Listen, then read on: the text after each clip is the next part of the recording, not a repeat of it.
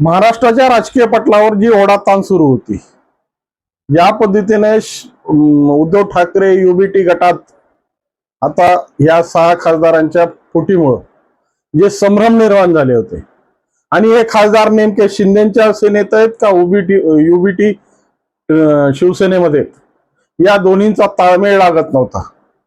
आणि ज्या पद्धतीनं मागच्या 3 दिवसापासून या पद्धतीची आव्हानं आणि ज्या पद्धतीने ऑपरेशन तुडवा, लुडवा, जुडवा या प्रकारची घोषणा, शेवटी याचा मार्ग आज मतदारसंघामध्ये जाऊन ओमराजे निंबाळकरांनी मोकळा केला.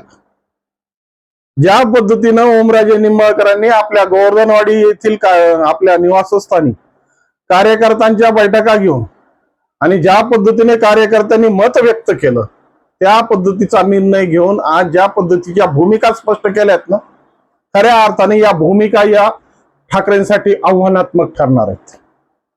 आणि वास्तविक स्वरूपात ज्या पद्धतीने आता या सगळ्या खेळाचा जो पडदा आहे आणि ज्या पद्धतीच्या भूमिका आहेत त्या स्पष्ट झाल्यामुळे आता खऱ्या अर्थानं हे 6 खासदार आता शिंदे सेनेमध्ये प्रवेश करून शिवसेनेला युबीटी गटाला खूप मोठी खिंडार पडल्याची भूमिका आता स्पष्ट झाली. वास्तविक स्वरूपात ज्या पद्धतीने ओमराजे निंबाळकरांनी जे काही विधानं केली आणि जे प्रश्न उपस्थित केलेत, ते प्रश्न खऱ्या अर्थानं प्रत्येक कार्यकर्त्याच्या मनाला एक हुरहुर लावून गेलेत. नेमके हे प्रश्न आणि ही चर्चा नेमकी काय होती याच विश्लेषण करण्यासाठी आज मी तुमच्या समोर आहे. नमस्कार, मी राजेश दुबे. मंथन मध्ये आपलं स्वागत आहे. गेल्या 3 दिवसापासून ज्या पद्धतीनं या ऑपरेशन टायगरच्या चर्चा या महाराष्ट्राच्या राजकारणात सुरू होत्या आणि यामुळे सगळ्या संपूर्ण देशाचं लक्ष या ऑपरेशन टायगरकडे लागलं होतं. कारण की शिंदेनी ज्या पद्धतीच्या कवायती केल्या आणि शिंदेच्या माध्यमातून या शिवसेना युबीटी म्हणजे उद्धव ठाकरे गटातून ज्या पद्धतीने 6 खासदार फोडण्याची यशस्वीता आणि ऑपरेशन टायगर हे सक्सेसफुल करण्याच्या मागे ज्या पद्धतीची रणनीती वापरली होती, त्या रणनीतीचा आज पूर्णपणे यश संपादन केलंय.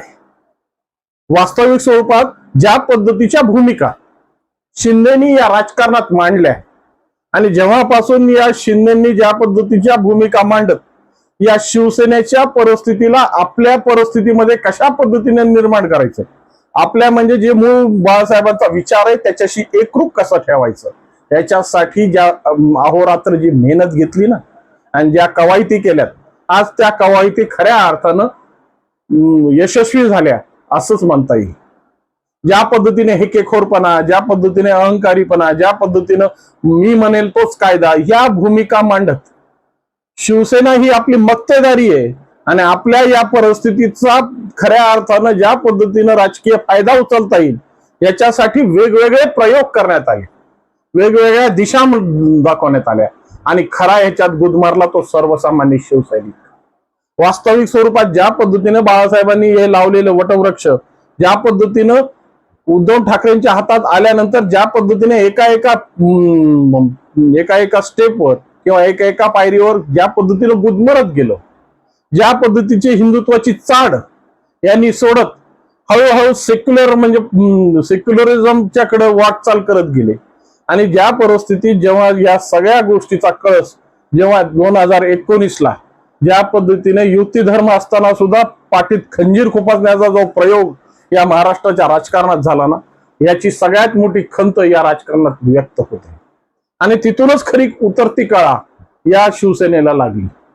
ज्या पद्धतीनं कार्यकर्त्यांना न भेटण्याचा विषय, ज्या पद्धतीने जी पहिली फळी असेल, दुसरी फळी असेल, तिसरी फळी असेल, या सगळ्यांच्या डोक्यावर आठ्या पडत होत्या आणि ज्या पद्धतीच्या भूमिका मांडून ज्या पद्धतीच्या अवहेलना करून या कार्यकर्त्यांशी वागणूक दिली जात होती ना, त्यामुळे पहिलं बंड म्हणजे जे गुवाहाटीचा सगळं प्रवास आम्ही बघितला, शिंदेच्या सोबत 40 आमदारांचा प्रवास बघितला आणि या सगळ्या प्रक्रियेमध्ये ज्या पद्धतीची शिवसेनेची अवस्था झाली ती खरी दयनीय अवस्था या समाज पटलावर आणि राजकीय पटलावर निर्माण झाली. पण कसं असतं की नियती आणि विचार कधी कधी माणसाला सांभाळून नेतात. एवढं सगळं झालं असताना सुद्धा महाराष्ट्राच्या जनतेने यांना एक संधी दिली होती. जी आता झालेल्या निवडणूक आहेत त्या निवडणुकीमध्ये चांगल्या पद्धतीचा कौल देऊन, चांगल्या पद्धतीचा म्हणजे ज्या पद्धतीने यांची सगळं व्यवस्थित राहावं या हिशोबाचा कल देऊन महाविकास आघाडीमध्ये एक मोठा भाऊ म्हणून यांना नेऊन बसवण्यात आलं होतं.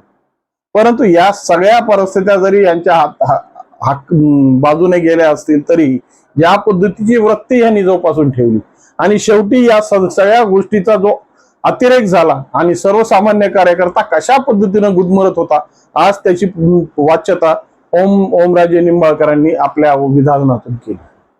खऱ्या अर्थानं या सगळ्या भूमिकेच्या मागे जी परिस्थिती निर्माण झाली, जी अवस्था तयार झाली त्याला जबाबदार कोण आहे? तर याला स्वतः संघटनात्मक बांधिलकी ठेवणारे आणि संघटनेचा जो एक हाती कारभार हाकून स्वतःची अहमपणा दाखवणारे या सगळ्या परिस्थितीला जबाबदार आहेत. वास्तविक पाहता ज्या पद्धतीने प्रत्येक निवडणूक हे आव्हान असतं, प्रत्येक निवडणूक ही आपली एक अस्तित्वाची लढाई असते. हीच गोष्ट आम्ही शिवसेना विसरली होती, उद्धव ठाकरे गट विसरलं होतं आणि वरून दिलेल्या आदेशाप्रमाणे फक्त ज्या पद्धतीच्या भूमिका यायच्या, ज्या पद्धतीच्या परिस्थित्या मांडल्या जायच्या त्या परिस्थितीवर कार्यकर्त्यांनी आपल्या निवडणुका पार पाडायच्या याच भूमिका या कार्यकर्त्यांसमोर ठेवण्यात आल्या होत्या. याचा परिणाम काय झाला?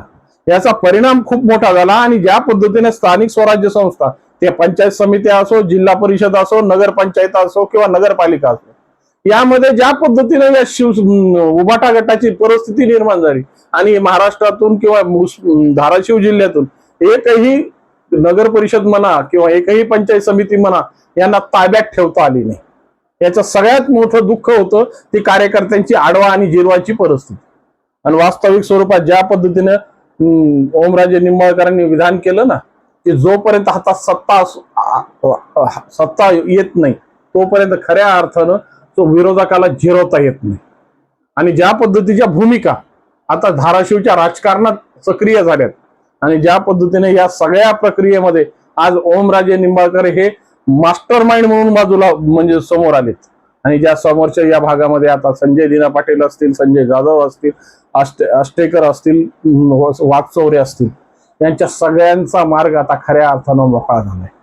आणि ज्या पद्धतीच्या भूमिका पत्रकार परिषदेमधून सांगितल्या जात होत्या, ज्या पद्धतीची भीती पत्रकार परिषदेमध्ये वर्तवली जात होती, खऱ्या अर्थानं त्याचा ग्राउंड रियालिटी काय आहे, त्याची परिस्थिती काय आहे, जर हे आज ज्या पद्धतीने या पद्धतीने ओमराजे निंबाळकरांनी आज जी परिस्थिती मतदारसंघात जाऊन बैठका घेऊन या परिस्थित्या मांडल्यात ना, ती सगळ्यात मोठी चपराक या लोकांच्या तोंडात बसली.